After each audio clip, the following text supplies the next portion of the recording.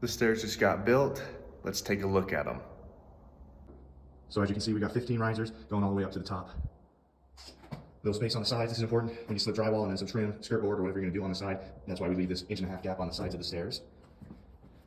You got the riser. This is the riser, this is the tread. The tread comes past the riser just a little bit. In this case, it's about 1 inch overhang, so when we wrap material around, the material on the riser can go behind it, and then the material on top can just flow over it. These stairs are gonna be carpeted, so whether they're tucked or whether it's just a waterfall type installation, that's just gonna determine how it goes. Now, something unique I wanna point out, we've got this tape under here. This is gonna make sure that moisture doesn't wick up onto the stringers or anything if moisture were to ever get on the ground. And so it wouldn't ruin the board, it would just, that's gonna repel it a little bit. If we come to the underside of the stairs here, this is where things get a little more interesting. So you have, obviously you have your stringer, which is the one cut to where the risers and the treads are gonna sit on it, and you got 3 of those. You got 2 on the sides, and then you got 1 in the middle. Something unique that we like to do is put these 2x4s running, kind of makes it like almost like a beam in the middle of these stairs, so there's no flexion in this middle riser. This is gonna make your stairs a lot quieter and a lot less bouncy. As you can see also, as I said, we've got that 2x4 gap which is gonna be shown on the top. Underneath, you can't really see that there's a gap formed there.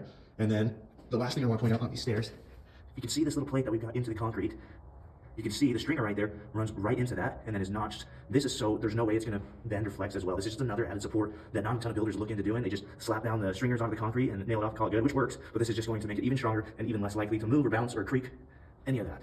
And then, the joists are put down very similar to the floor on the joist. You got ring shank nails, and then the stringers are glued underneath it. And if we bounce on these, if we move up, there's absolutely no flexion in them whatsoever, and they're gonna last a long, long time.